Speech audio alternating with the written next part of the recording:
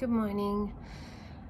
Today's word that is the inspiration for this riff is identity, because I'm traveling at the moment and I've been traveling since Thursday. It's Monday, and I'm on the opposite side of the world, and you can probably tell I'm pretty jet lagged. It's about 7 a.m. in Paris, but I've been awake since 3:30.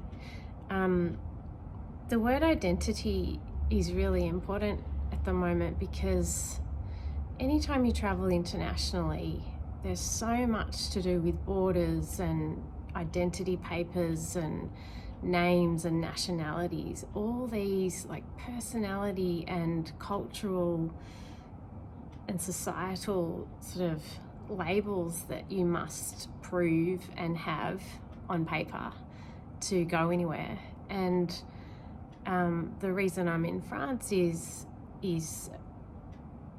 basically to say goodbye to someone and to honor their identity and to pack up their identity. And so I've just been thinking about so much of like what our identity is formed by, and what do you do when you have no papers? What do you do when you're in between worlds? What do you do when you are in one country or another and it's not the country of your birth? Because I don't have any of my usual identity stuff here. I'm in a hotel and the person at reception just knows me to be an Australian in room, blah, blah, blah, in one of their rooms. I mean, I know a few people in Paris, but when I walk down the street, the language is different. The cars, everything's at the opposite side to what I know. The logic of everything is so different. But at heart, we're all just humans, and I just choose every moment to be beyond those really superficial considerations of identity, and just come back to my values and what I know to be true, which is that I can laugh at difficulties and choose to love and choose to trust, and just keep coming back to that question, which I seem to repeat in every video, which is how do I want to feel today, and what is the next best feeling, intention or thing to do.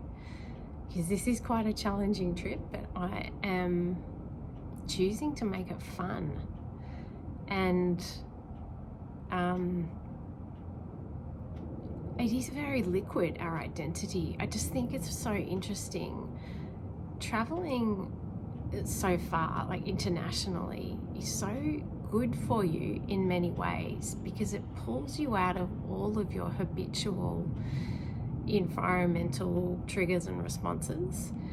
And I mean, I miss so much about my lovely home and identity, but at the same time, I'm choosing to embrace this as an adventure and just come back to who I am when I have no documents, no belongings, no papers, no usual no known factors around me. Who am I? I'm a human that chooses to love and trust and be kind to other humans, and that is the identity that I want to focus on.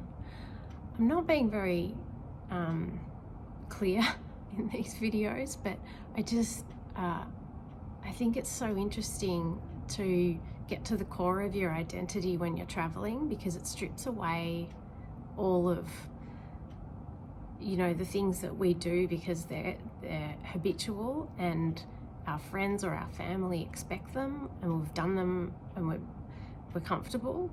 And you're just so uncomfortable when you're traveling internationally by virtue of being an outsider, an alien citizen, even if it is somewhere beautiful like Paris. Everything is new and different, and your body clock, we're just in these fragile human bodies, and we need things like sleep and water and food for survival. And everything that I know I don't have right now. Even just getting water on the first day was very difficult. And I'm really grateful to my friend Clem, who told me to get some eggs and I can boil them in my hotel room kettle. I won't do that because I'm not that desperate for eggs, but I was just talking about how like I got so confused and all I wanted was some salad. I ended up just eating a cucumber in the hotel room. But yeah, currency, conversions, language, what is identity? Who am I? I'm just going to keep trusting. Yeah, what do you do when you have none of your usual markers of who you are? There's a nice prompt for you to journal about. Okay, I'll see you in the next day's video. These aren't perfect, but I just want to keep showing up.